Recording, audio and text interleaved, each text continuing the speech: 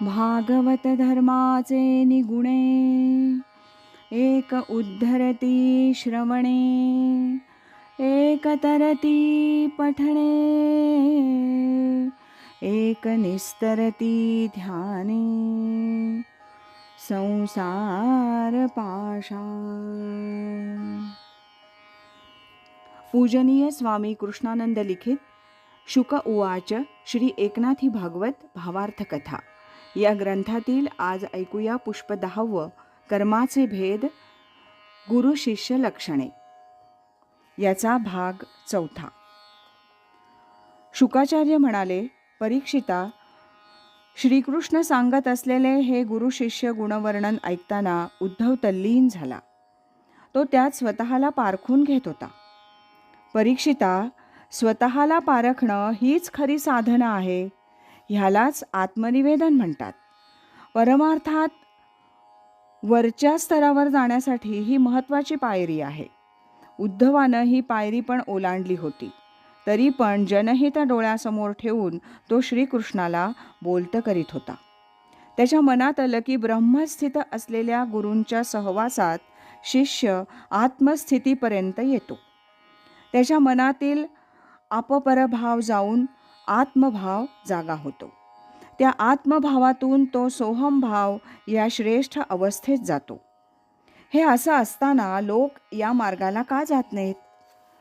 उद्धवाच्या मनातील विचारांची धारा भगवंतांनी जाणली आणि ते म्हणाले, उद्धवा, मी आता वर्णन केलेला शिष्य होणं इतकं सोपं नाही. त्यासाठी बरीच साधना व्हावी लागते. सामान्य जनांना हे दुरापास्त वाटतं. ह्याचं कारण एकच की ते संसारात पूर्ण गुरफटलेले असतात. मोह ममतेने बांधलेले असतात. विषय विकारात बुडालेले असतात. पण आर्त अर्थार्थी मधून जिज्ञासूपण आलं की त्या दिशेनं त्यांचा प्रवास सुरू होतो. पण भगवंता, या दिशेनं प्रवास सुरू झाला हे कसं ओळखायचं? उद्धवानं प्रश्न केला. श्रीकृष्ण सांगू लागले, उद्धवा, मानवी मनाचे विचार हे नित्य संसार सुख प्राप्तीचे असतात आणि या संसार सुखासाठी सर्वजण सदा सर्व काळ विषय पदार्थांशी झोंबत असतात. प्रत्येक विषय, प्रत्येक वस्तू ही देह सुखाची कशी होईल यासाठीच त्यांची झटापट चालू असते. ही सर्व सुख नश्वर असतात. त्यातून ईश्वरीय तत्व काहीच हाती लागत नाही. हे अनुभवानं जेव्हा पटतं तेव्हाच तो यापेक्षा अन्य काय असतं ह्याचा विचार करतो. सर्व सुखात आत्मसुख श्रेष्ठ असतं असं त्यांच्या कानी असतं आणि ते प्राप्त करून देणारे एक सद्गुरूच असतात. म्हणून तो गुरूचा शोध घेतो. उद्धवा, हा देह कुणाचा?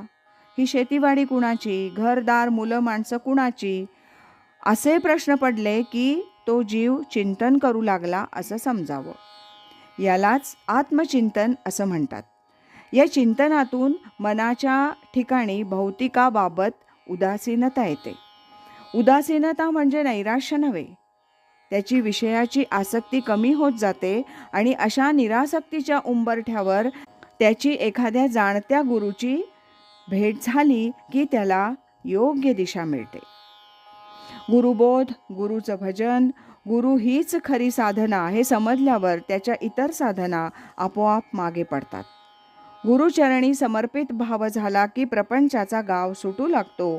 असं झालं की आपला प्रवास योग्य दिशेनं चालू आहे असं समजावं. देवा, मानवी देहात अशी कोणती वस्तू आहे की जी त्या जीवाला सहज सौख्य देते? उद्धवानं जिज्ञासेनं विचारलं. श्रीकृष्ण त्यावर पुढे सांगू लागले, उद्धवा, सर्व सुखात आत्मसुख श्रेष्ठ आहे हे तुला सांगितलंच आहे आणि ते या देहाच्या आधारानंच मिळवता येतं. मानवी देहात आत्मा नावाची महान वस्तू आहे. सारी देह वास्तूची भिस्त तिच्याच स्वाधीन आहे.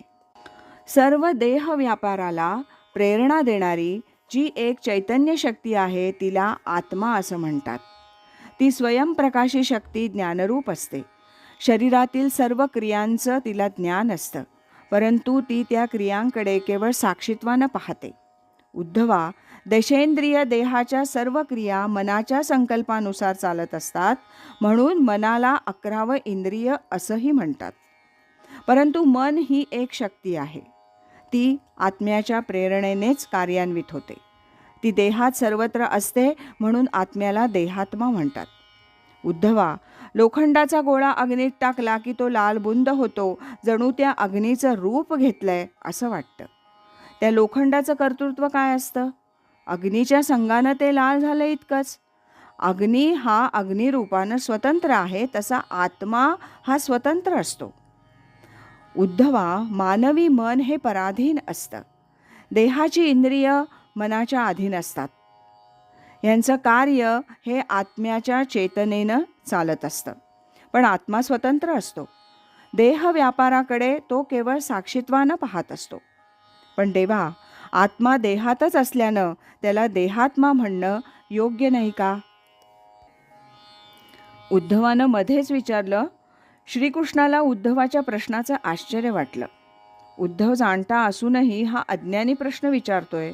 पण लगेच भगवंताच्या लक्षात आलं, उद्धवानं स्वतःकडे अगदी सामान्य अशी भूमिका घेतली आहे आणि सामान्य मनाला हा प्रश्न पडणं स्वाभाविकच आहे.